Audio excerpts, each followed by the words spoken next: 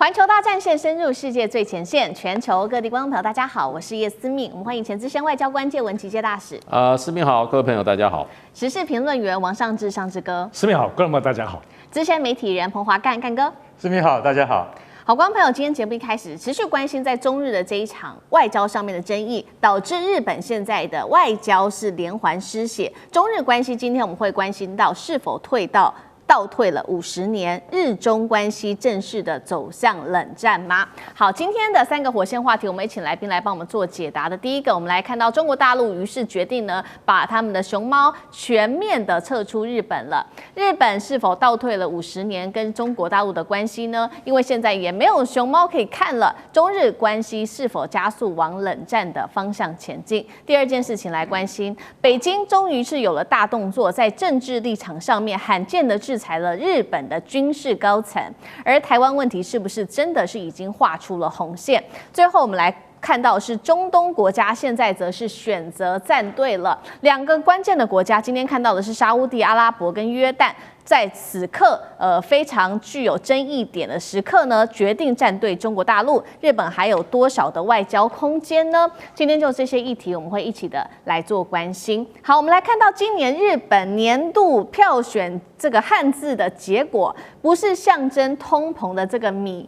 稻米的米這個字，也不是高物價的高。日本人選出的字是熊，表面上好像是因為近期呢熊害頻傳，而且山林失序。但是現在專家也做解讀，現在日本人內心最深層的恐懼，恐怕就是中國大陸的大熊貓正式的要全面離開日本了。還記得嗎？當時在上野動物園去年9月的時候，已經返還了2隻的旅日貓熊，僅存的貓熊，我們來看到的是雙胞胎，是已經還了。僅存的2個雙胞胎，包括了小小跟雷雷，更將確定在明年的1月份就會提早的回到中國大陸了。那如果真的成真的話，就是1972年中日建交以來，日本第一次是完全沒有熊貓在國內的，香香可以創造的商機達到267億日元這麼多，而雙胞胎則是可以創造大約308億的一個經濟效益。結果現在卻是因為一句話“台灣有事”高市說的，導致呢他的戰略誤判，讓熊貓的外交也斷線了。中日關係被解讀是否往冷戰的方向全面推進呢？所以節目一開始要請教尚志哥怎麼看？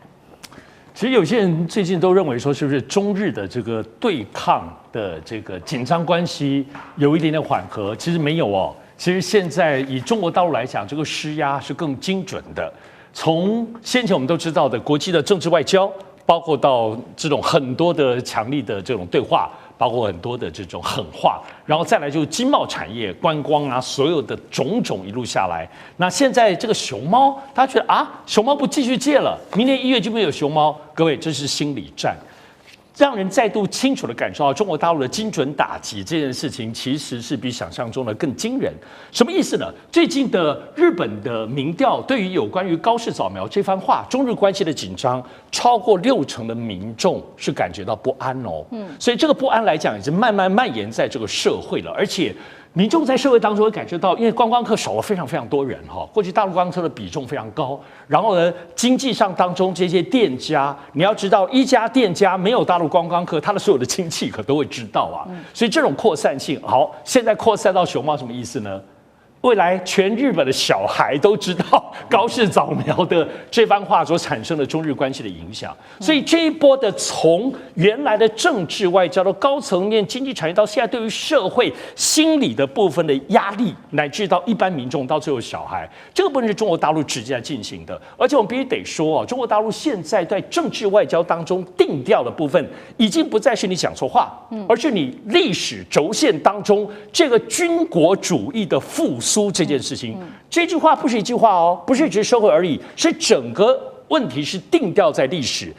高市早苗現在是中日在2次大戰之後歷史的一個重要樞紐或者一個重大的罪人，潛台詞是這樣子。所以再加上經貿的部分觀光，我們都知道，現在中國大陸是3月底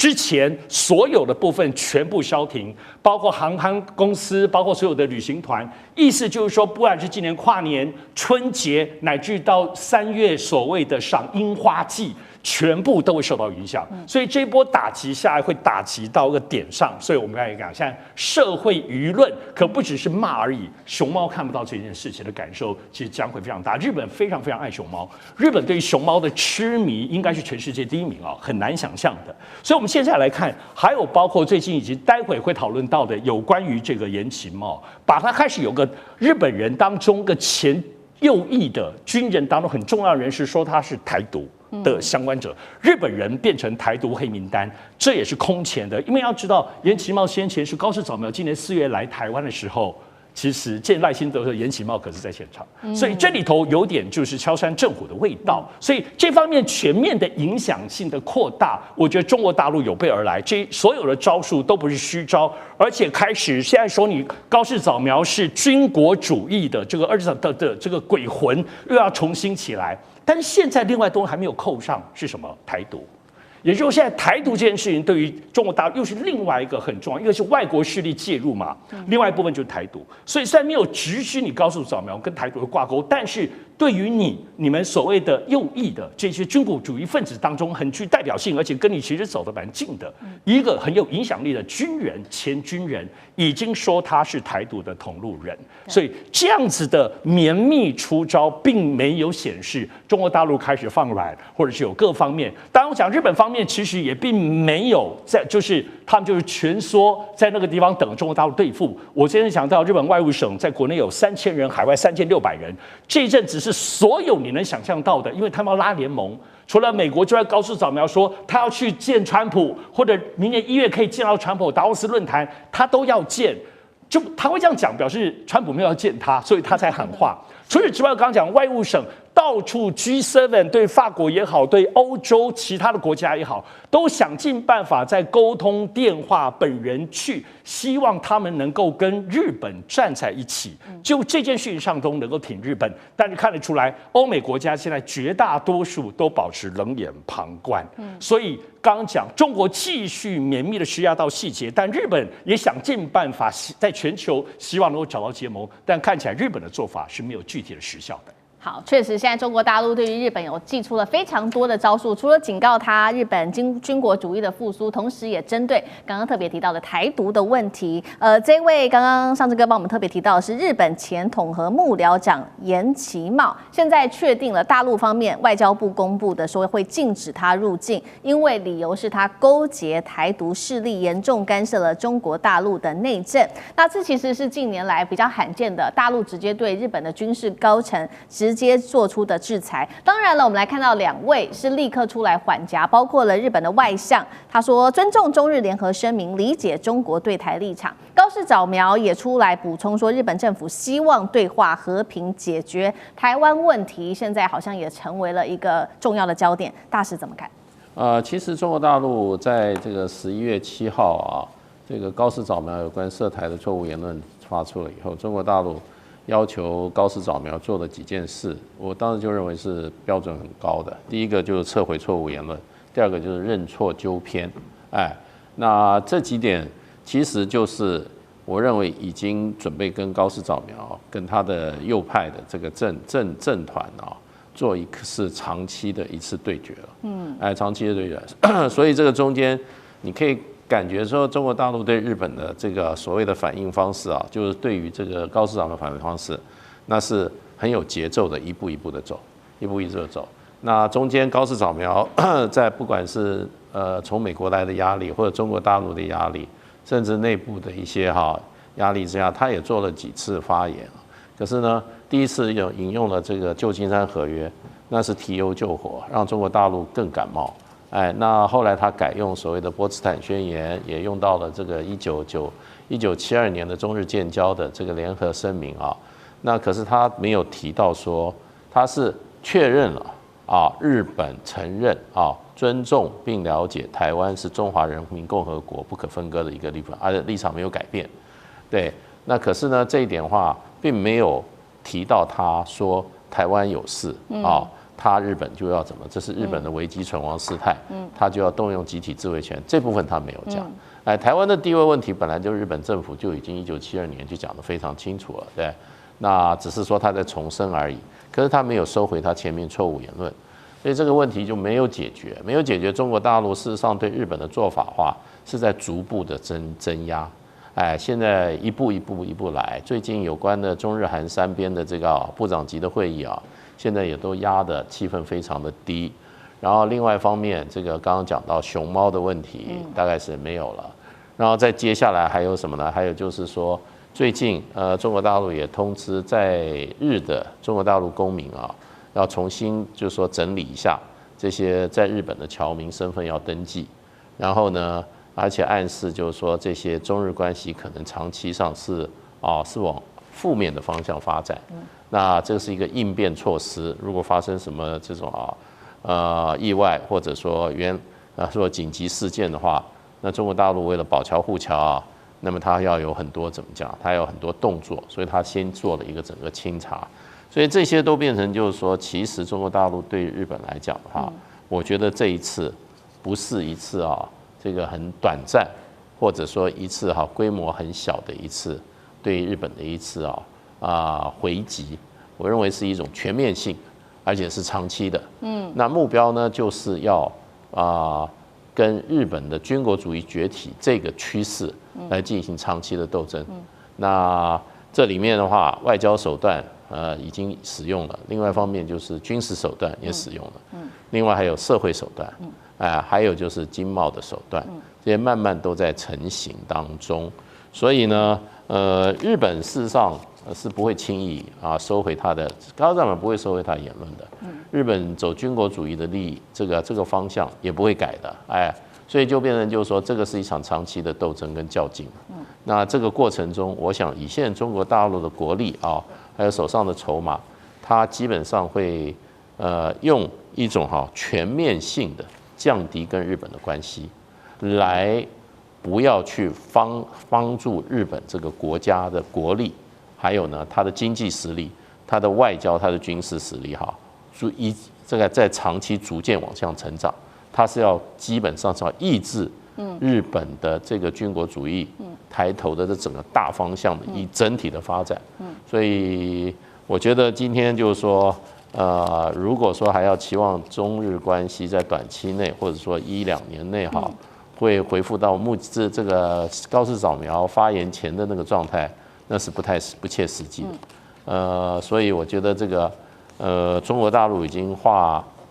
被動為主動了。那中日關係將來如果要能夠回升的話，那就要看日本方面能夠做出什麼樣的積極的動作了。好，中日關係現在看起來很可能是朝長期對抗的方向去走。不過，那其他國際社會，包括中日之間的盟友怎麼反應呢？我們看到大國美國方面是冷眼旁觀，那倒是中國大陸，我們看到是多了2個新朋友。這個是中東現在決定要來做表態支持大陸。2個國家，第一個是沙烏地阿拉伯，他們說堅持一中，反對外部干涉。第2個國家是約旦，外交部也表態了，台灣是中國不可分割的一部分。反觀日本現在是不是逐漸的受到孤立？現在高市早苗有來自於內部的壓力，也有來自於外部的壓力，能撐得住嗎？幹哥怎麼看？那個王毅他在12日到16日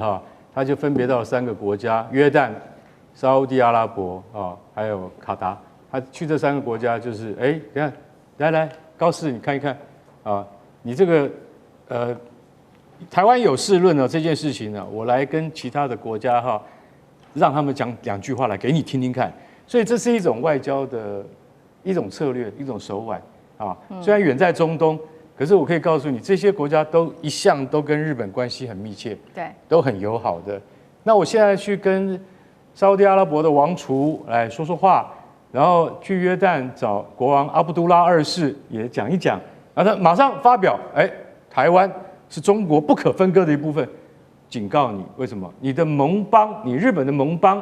都已經表態了，所以這件事情你必須要表態。很簡单那其實東京大學的那個學者上古智子，他就講得非常非常的，他講很傳神，你知道嗎？他在一個外國記者中心發表演講，他說，你知道日本人最不擅長表達的，就是把自己心裡的想法講出來，最不擅長就是這樣。他說我跟你講，高市他已經講了這麼多遍哈，我們不能對台灣問題有任何立場。你這樣講是得不到中國的這個，就是說他得不到共鳴，他不會認為說，其實你已經反省，你已經後悔，你已經道歉了。其實中國老實講，只是要你放軟啊，承認你對於台灣論述的不正確。台灣地位是早就已經確定的。其實這個在不管什麼合約裡面，台灣的在中國的關係之間，它就是中國的一部分嘛，這沒有什麼好多說的。那東京大學教授就認為說，你連這個都講不清楚啊，高市早苗，你雖然講不清楚，我跟你講，反映在什麼？剛剛上次有講到的，國內民意調查6成6開始擔心哦，中日關係現在很緊張哦，對不對？可是另外一個問題問下去哈，你就會覺得很妙。另外一個問題是，請問那個首相他的對於這個台灣的啊，或者是說日本的存亡危機事態啊，你的看法認為他的發言對不對？57%的民眾就說對，高市這樣講是對的。為什麼？因為如果我們有受到這個日本本身有受到那個不可預期的侵害的話，或是危機事態的話，出動自衛隊是應當的。所以你看，日本就是他開始就是一個非常矛盾的民族，你知道嗎？对啊，你怕不怕跟中國處不好啊？怕，6成6怕。然後，但是高市早苗有沒有講錯？沒有。那你奇怪了，这是一個矛盾的民族，他們是幾千年來都這麼矛盾，但他們從來不敢講出他們心中的話。所以學者認為是說，你就是不管是民間或是官方，都缺乏論述的能力。在這個情況之下，高市早苗的苦日子還要很長一段時間。為什麼？因為他始終沒有講清楚，而且他也不可能再跟你講清楚了，他只能夠維持他現在原來的理論基礎。可是說一句實在話，中國遠遠不只是要這樣而已。你一天不講清楚，那外交降等，還有冷處理，還有關係的繼續的淡化，是一定會將來會影響到經貿，不是只有熊貓而已啊。大貓熊，我跟你講，現在只剩下2隻，對不對？然後明年1月就要還給大陸了，然後大陸第一次不再出借熊貓給日本。其實老實講一句，這是很嚴重的一件事情。為什麼？因為小朋友再也看不到了。每年有300億日元的產值，現在如果沒有這個產值，最重要的是就是說，對於日本的教育跟小朋友未來的期待都有很大的傷害。其實有多面向的影響，這是我覺得高市早苗應該好好考慮的。好，謝謝幹哥。那我們休息一下，馬上回來。地緣政治、美中之爭、戰略價值、強權崛起、小國生存，現在與未來洞悉事件走向，掌握世界脈動，全球觀點盡在環球大戰。